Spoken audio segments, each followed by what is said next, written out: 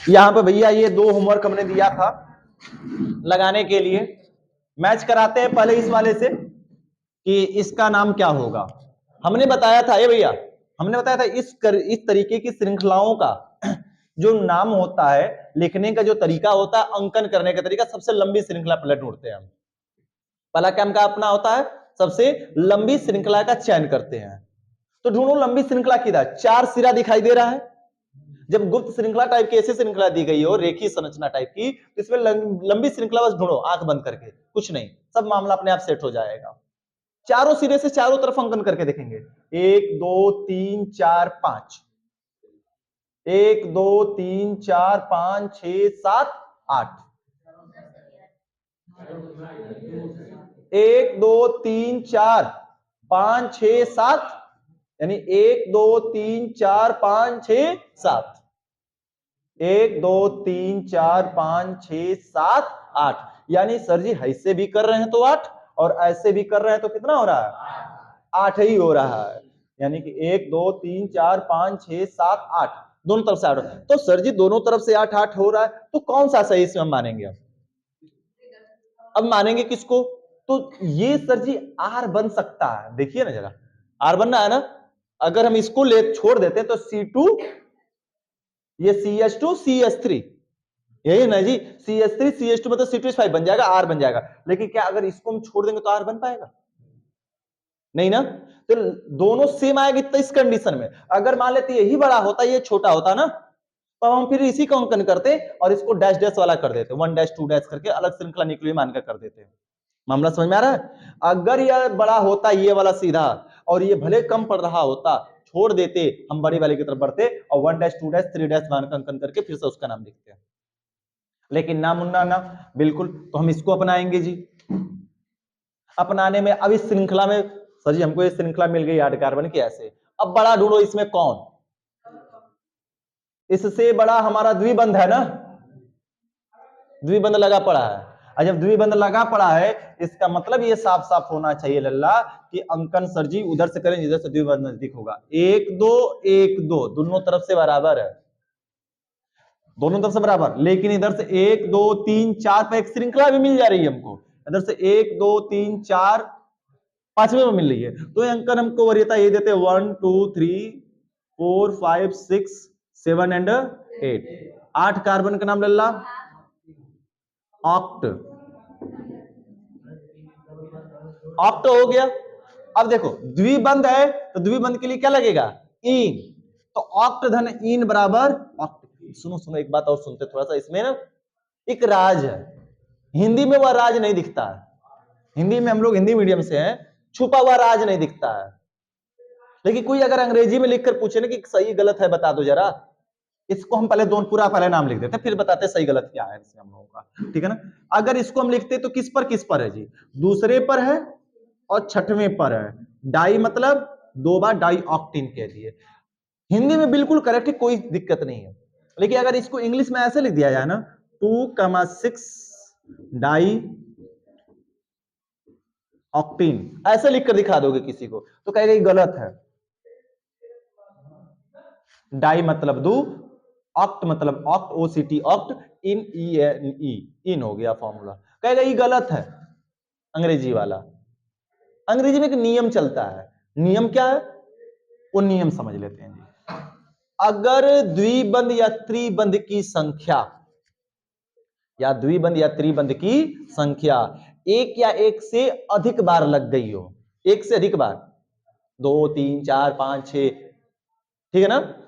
सुनो सुनो, अगर द्विबंध की संख्या 2 से अधिक बार आ चुकी है, एक से अधिक बार आ चुकी है, तब तो उस समय हम करते क्या है, कहा जाता है कि कार्बन और बॉन्ड के नाम के बीच में ए शब्द लगा देंगे हम, ए, ऑक्टीन, ऑक्टा, ENE, इन, ऑक्टा इन।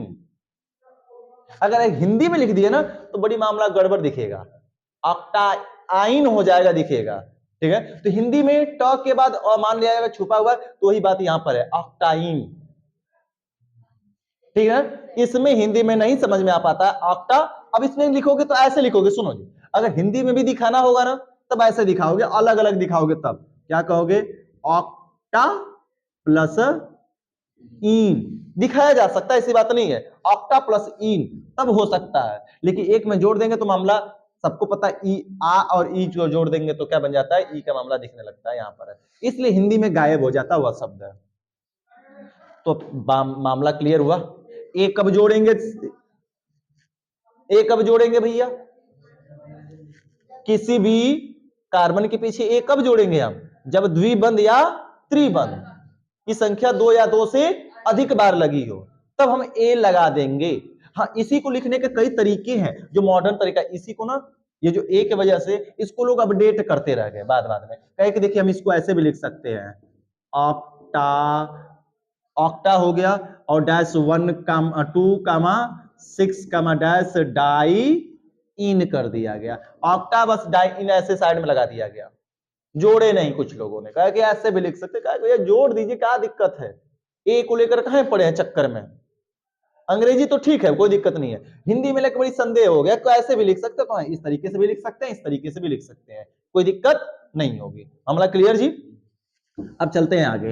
अब आगे क्या हुआ सर जी कि अब जो प्रतिस्थापी होता है वह कहां लिख दिया जाएगा, आगे लिखेंगे। तो आगे लिखने के बाद चौथे कार्बन से लगा पड़ा, अब बड़ी दिक्कत होगी यहां पर। चौथे कार्बन से तो लगा है सर जी, लेकिन चौथे कार्बन से क्या कोई सीधी श्रृंखला दिख रही लगते हुए, यही मिस्टेक है ना यहाँ पर, थोड़ी सी श्रृंखला हमें एक मिटानी पड़ेगी। क्यों, नहीं तो अंकन फिर से इसका करना पड़ेगा। देखो क्यों, क्या हम कर रहे हैं समझो ध्यान से, ऐसा हम क्यों कर रहे हैं, कारण है 4 के बाद यहां पर कार्बन, इस कार्बन से 2 श्रृंखला फुट गई है, कार्बन से कितनी, 2 श्रृंखला। नाम लिखने का इसका भी तरीका चलो जान ही लेते हैं, जब आ गया तो जान लेते हैं। अभी डिग्री हम इसी लेसन में डिग्री लास्ट में पढ़ाएंगे, क्या पढ़ाएंगे, डिग्री, 1 डिग्री 2 डिग्री और 3 डिग्री याद करो, हाई स्कूल में आईपीएस में पढ़ा कराए थे हम, थोड़ा बहुत जानकारी होगी। 1 डिग्री के आगे, नाम के आगे 1 डिग्री लगाते थे या प्राथमिक लिखते थे, 2 डिग्री के नाम के आगे द्वितीयक लिखते थे या फिर आइसो लिखते थे। 2 डिग्री के नाम के आगे क्या लिखा जाता है, आइसो। यह कार्बन कितना डिग्री कार्बन है जी लल्ला, 2 डिग्री कार्बन है। कितना डिग्री कार्बन है, यहां पर जो कार्बन छिपा पड़ा है यह कितना डिग्री है, 2 डिग्री। एक इधर कार्बन, एक इधर कार्बन की श्रृंखला आई पड़ी है, आई गई है ना, तो कार्बन की 2 श्रृंखला निकली तो यह 2 डिग्री कार्बन हुआ। तो पूरा गिनो, 1 2 3 4 5, 5 कार्बन का नाम पेंट और धन एन, लेकिन कितना डिग्री पेंटेन, 2 डिग्री। तो 2 डिग्री को यहां पर 2 डिग्री ना लिखकर क्या लिखेंगे, आइसो, 4 आइसो पेंटेन। ये हो गया अपना सीधा सीधा बचने का तरीका। मामला क्लियर हुआ, डिग्री बना लेते हैं। जब ऐसी चीजें अगर दिखाई दें नहीं, हाँ ये डिग्री टाइप दिख रहा है, हम बना देंगे तुरंत डिग्री आइसो पेंटेन कर देंगे, 4 डैश आइसो पेंटेन। मामला क्लियर हुआ, फिर से रिपीट कर देते हैं, नहीं समझ में आया तो इसकी संरचना बनाते हैं। इसको आगे लिखना था ना, पीछे लिखकर आगे लिख देते हैं, कोई दिक्कत नहीं है। 4 डैश आइसो पेंटेन, ये भैया डैश लगा देते हैं, ये इसका नाम इधर है जी। अभी क्या होगा सर जी, नहीं हमको क्लियर हुआ, दिखाइए। चलो संरचना इसकी पूरी सीधी बनाते हैं, तब पूरा जितना तुम्हें गहराई से रेखीय संरचना वाली आईपीएससी समझनी है, समझ गए, मामला तय हो गया। बनाओ, 8 कार्बन खींचते, 1 2 3 4 5 6 7 एंड 8। दूसरे कार्बन पर लगा है द्विबंध, 1 2 3 4 5 6 7 एंड 8, दूसरे पर लगा है द्विबंध। चौथे कार्बन से देखो ऐसे निकला है, कार्बन, कार्बन से निकला कार्बन, कार्बन से निकला कार्बन, कार्बन से निकला कार्बन, कार्बन से निकला कार्बन, यही है ना भैया। यहाँ पे CH2, यहाँ पे CH3, CH3, CH2। हमको इससे कोई मतलब है क्या, इधर से लेना देना कुछ का हाइड्रोजन से किसी के नहीं ना, हमें तो कार्बन से मतलब है, इसलिए हाइड्रोजन नहीं लगा रहे हैं। 8 कार्बन का नाम सर जी ऑक्ट, दूसरे पर और छठवें पर 2 बार लगा डाई इन, तो ऑक्टा डाई इन हो गया, यानी ऑक्टाइन, ऑक्ट धन इन बन गया। लेकिन एक अलग श्रृंखला निकल रही है। अब कैसे इसमें अंकन करिए, किधर से अंकन करोगे, थोड़ा सोच कर हमको बताओ, दिख रहा है अंकन करने लायक, या 1 2 3 4 5 ऐसे जाओगे, हाँ, या ऐसे कर सकते 1 2 3 सीधा सीधा ऐसे गिन सकते हो, या एथिल बना सकते हो, एक या अंकन, फिर इसको एथिल बना सकते हैं हम लोग हैं। लेकिन क्यों एथिल बनाना, जब हमारी थोड़ी सी निगाहें बदलो सब बदल जाएगा। ये कार्बन जिस कार्बन से जुड़ा है निकला है, इस कार्बन से कार्बन की कितनी श्रृंखला निकल रही है? 2, और दोनों संतृप्त श्रृंखला निकली है जी। क्या द्विबंध त्रिबंध लगा है इसमें? नहीं है। द्विबंध त्रिबंध होता तो फिर 2 डिग्री 3 डिग्री बन ही नहीं पाता।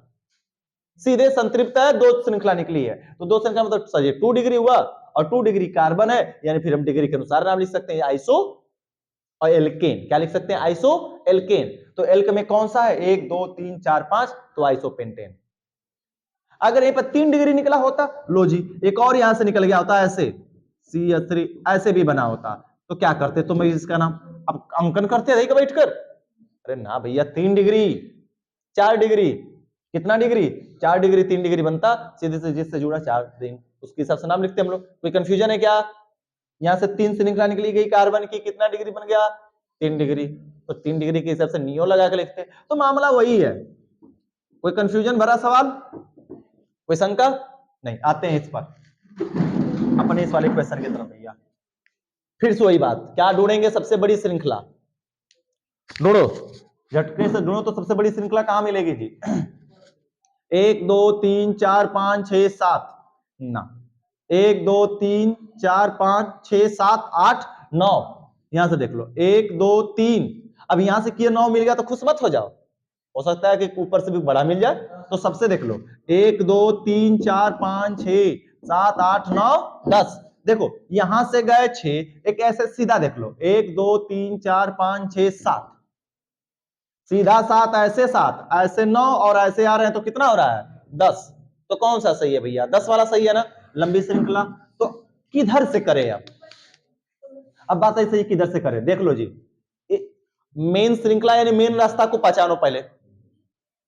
मेन रास्ता हमारा ये है, ऐसे मेन रास्ता मिल गया, तो मेन रास्ता में बड़ा कौन है?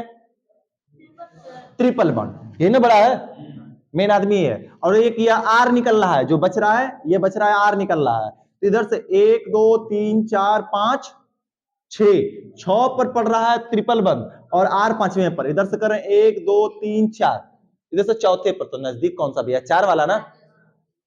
और देखो 4 भी नजदीक है, 3 पर आर भी पड़ जा रहा है, यानी 1 2 3 4 5 6 7 8 9 10, 10 कार्बन का नाम लल्ला क्या कहोगे सर जी? डेक होता है, डेक को डे अरे भैया डेक, और चौथे पर क्या लगा है? आइन, तो 4s डेका आइन, ठीक है ना, डेकाइन, ठीक है। ए भैया आगे चलते हैं, अब एक काम समझो, जो लगा है वो सब प्रतिस्थापी लगा है, अब प्रतिस्थापी कहां चला जाएगा? आगे, ठीक है ना, यानी सब्स्टिट्यूटिंग ग्रुप लगा है, सब्स्टिट्यूट है, आगे हो जाएगा। तो 3 पर है, 6 पर है, क्या दोनों एक जैसा है? या केवल CH3 है यानी मेथिल है, या केवल C2H5 है, एथिल है, तो पहले किसका नाम लिखेंगे? एथिल का। तो अंग्रेजी वर्णमाला के अनुसार एथिल, 6 एथिल कामा 3 मेथिल और डैश 4 डेकाइन। मामला क्लियर हो गई? तो चलो अब अगले सिद्धांत की तरफ बढ़ते हैं, इसको उतारना है उतार लो, इसको लिख सकते हो जनरली, कोई गलत नहीं है, लेकिन नियम के अकॉर्डिंग अब जो पढ़ रहे हो ना, वो कहता है कि प्रतिस्थापी कार्बन की क्या होता है? आगे। अभी हम ना ना ना ना अंग्रेजी वर्णमाला लगाएंगे ही लगाएंगे, जो अंग्रेजी वर्णमाला के अनुसार सबसे पहले आएगा लिखेंगे, लिख डालो भैया। फिर एक तुम लोगों को पाथवे तैयार करते हैं आज, ठीक है ना, IPSC का पाथवे बनाते हैं। अगले सिद्धांत की तरफ बढ़ने से पहले कुछ नोट जानेंगे आज हम लोग। नोट बहुत सख्त है, अब जानना, क्योंकि तुम लोग अब हायर एजुकेशन बढ़ रहे हो, अब इसका नोट क्या जानना है जरूरी। सुनो जी, सबको पता है एक अनुलग्न होता है, कौन सा लग्न होता है? पूर्व लग्न होता है। एक होता है सफिक्स, एक होता है परफिक्स। सफिक्स मतलब अनुलग्न और परफिक्स मतलब पूर्व लग्न, ठीक है। पूरी IUPAC एक कार्य एक नोट पे चलती है, वैसे नोट तो 2 है, लेकिन लिखने का तरीके समझो बता रहा, उसको सुनो। वह है P2 plus P1 plus word root plus S1 plus S2 ये है। इसी पर पूरी केमिस्ट्री का मामला तय चलेगा जी। क्या होगा, ध्यान से समझते हैं और चलते हैं। P2 क्या है? सेकेंडरी परफिक्स है। 2 मतलब सेकेंडरी, P फॉर परफिक्स, ठीक है ना। इसको सेकेंडरी परफिक्स कहेंगे, इसको बोलेंगे प्राइमरी परफिक्स बोलेंगे, इसको बोलेंगे प्राइमरी सफिक्स, इसको बोलेंगे सेकेंडरी सफिक्स। अभी लिख देते हैं हिंदी में पूरा है। जो P2 है, P2 को हम बोलते हैं द्वितीयक, द्वितीयक पूर्व लग्न। P1 क्या है सर जी? तो P1 है, थोड़ा सा नीचे हो गया, क्या लग रहा है ढेर, क्योंकि S1 S2 चलो लिख देंगे 5। यहां तक देखो, दिख रहा है, यहां तक दिख रहा है।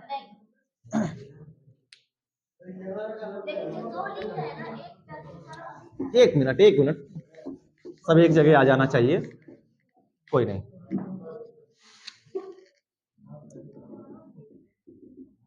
लाइट कम किया ना इसको, वैसे देखो जी, नोट में क्या है, P2 प्लस P1, ये भैया बातें नहीं, plus word root plus S1 plus S2। क्या चीज? P2 जो है इसको कहते हैं द्वितीयक। बड़ी अब थोड़ा सा शंका बनेगी, तुम्हें तैयार करना। द्वितीयक पूर्व लग्न यानी secondary prefix, 2 for secondary, P for prefix. P1 क्या है सर जी? इसको कहते हैं प्राथमिक, प्राथमिक पूर्व लग्न यानी प्राइमरी परफिक्स, परफिक्स कहेंगे। S1 क्या है? S1 है, S1 को हम कहते हैं अनुलग्न। तो कौन सा 1 है? तो यानी प्राथमिक, प्राथमिक अनुलग्न। और S2 को क्या कहते हैं भैया? द्वितीयक अनुलग्न। मामला क्लियर करना जी। वर्ड रूट क्या है सर जी? वर्ड रूट क्या है? तो कार्बन का नाम है सर जी, कार्बन का नाम है, ठीक। पूरा का पूरा IUPAC इसी के अनुसार हम सरियाते हैं, रखते हैं, व्यवस्थित करते हैं। भोजपुरी में सरियाया जाता है और खड़ी भाषा में व्यवस्थित करके लिखा जाता है, आगे पीछे नहीं लिखा जाता, इसी अनुसार से लिखा जाना चाहिए। तो सर जी, P1 के अंतर्गत, P2 के अंतर्गत, S1 के अंतर्गत, S2 के अंतर्गत कौन कौन आएंगे बता दीजिए जरा हम लोगों को। तो चलो जानते हैं जी। जो P2 है, P2 के अंदर अंतर्गत कौन कौन से आते हैं? तो P2 के अंतर्गत R आएगा। R बोले तो एल्किल समूह, गुड, एल्किल समूह आएगा सर जी, ठीक है ना। इसी एल्किल, इसी R में विनाइल भी आएगा और एलिल भी आएगा, ठीक है ना। आगे आते हैं, कामा X आएगा। X का मतलब तो जानते होगे, ClBrI और F आएगा, तो वही ना, ClBrI और F क्या बोले हैं? हैलोजन समूह, X आएगा। इसी P2 के अंतर्गत ही, इसी P2 के अंतर्गत ही ये जो डिग्री वाले जितने थे, डिग्री वाले 1 डिग्री 2 डिग्री 3 डिग्री का अगर कुछ लगा है तो डिग्री वाला भी इसी के अंतर्गत आएगा। यानी कि डिग्री लिख देते हैं सीधा सीधा, यहां पर कोई दिक्कत है क्या? 2 डिग्री 3 डिग्री लिख देते हैं, 2 डिग्री कामा 3 डिग्री कार्बन लिख देते हैं, 2 3 डिग्री कार्बन लिख देते हैं, कार्बन समूह। और क्या आएगा सर जी? इसी के अंतर्गत इसी के अंतर्गत क्रियात्मक समूह का, क्रियात्मक समूह का पूर्व लग्न आएगा। देखो क्रियात्मक समूह के दो नाम हमने लिखाए थे, एक अनुलग्न और एक पूर्व लग्न। तो इसी के अंतर्गत क्रियात्मक समूह का क्या आएगा? पूर्व लग्न, पूर्व लग्न आएगा। मामला क्लियर? अजय चौधरी बात नहीं। क्रियात्मक समूह का जो पूर्व लग्न है वह किसके श्रेणी में आएगा? P2 की श्रेणी में। R किसकी श्रेणी में आएगा? P2 की श्रेणी में। X किसके अंतर्गत आएगा? P2 में आएगा। 2 डिग्री 3 डिग्री कार्बन समूह यदि लगा, जैसे अभी लगा था, वह किसके अंतर्गत आएगा? 2 डिग्री P2 में आएगा, ठीक है ना। अब आते हैं सर जी, प्राथमिक क्या है? प्राथमिक प्रफिक्स क्या है, यानी प्राथमिक पूर्व लग्न क्या है? जानते हो क्या है? यह बंध श्रृंखला के लिए लाया गया था, चक्री वाले के लिए। तो किसी भी चक्री वाले का नाम लिखते समय उसके नाम के पहले क्या लिखते हैं? किसी चक्री यौगिक का नाम लिखते समय कार्बन के सबसे पहले क्या जोड़ा जाता है? कंपलसरी होता है साइक्लो। क्या शब्द जोड़ा जाता है? साइक्लो। तो साइक्लो, साइक्लो शब्द ये पूर्व लग्न, इसका प्राथमिक पूर्व लग्न है। कब इस्तेमाल करते हैं भैया? बंध श्रृंखला के लिए। केवल किसके लिए? केवल बंध श्रृंखला के लिए। मामला क्लियर करते चलना जी, कोई संदेह नहीं हो जाए, क्योंकि अब इसके बाद एक में सब मिलता चला। अभी तो इजी था, बंद पढ़ रहे थे, आर पढ़ रहे थे। अब एक्स आएगा, क्रियात्मक समूह आएगा, सब उसमें तामझाम होगा, उसमें डिग्री आएगा, सब कुछ मैच होकर चलेगा। ठीक है, अब आते हैं प्राथमिक सर जी अनुलग्न क्या है? पता है, सब जानते हो तुम बतिया, बस नाम नहीं जानते थे, क्या कैसे था, कैसे रखना है, सही तरीका नहीं जानते थे। खिचड़ी तो रोज खाते थे, लेकिन सही तरीका नहीं पता था। वही बात है यहाँ पर। प्राथमिक अनुलग्न क्या है सर जी? तो बंध है, द्विबंध व त्रिबंध का नाम है, इन बंधों का नाम है। इन और आइन बोले तो क्या है सर जी? इन और आइन ही प्राथमिक अनुलग्न है। तो सर ये द्वितीयक अनुलग्न क्या है? क्रियात्मक समूह, क्रियात्मक समूह का अनुलग्न। हमने क्रियात्मक समूह के दो नाम लिखवाए हैं चार्ट बना के, अनुलग्न और पूर्वलग्न। तो जो पूर्वलग्न है वह किसके अंतर्गत आएगा जी? P2 के अंतर्गत पूर्वलग्न। और अनुलग्न किसके अंतर्गत आएगा? S2 के अंतर्गत आ जाएगा। ठीक है ना, मामला क्लियर रखना। और वर्ड रूट का मतलब कार्बन का नाम। अब सरियाने का व्यवस्थित करने का तरीका सब समझ में आ गया। तो सबसे मस्ट इंपॉर्टेंट नोट बात यही है, इसको इतना उतार लो पहले, फिर आगे चलते हैं। उतारो फटाफट।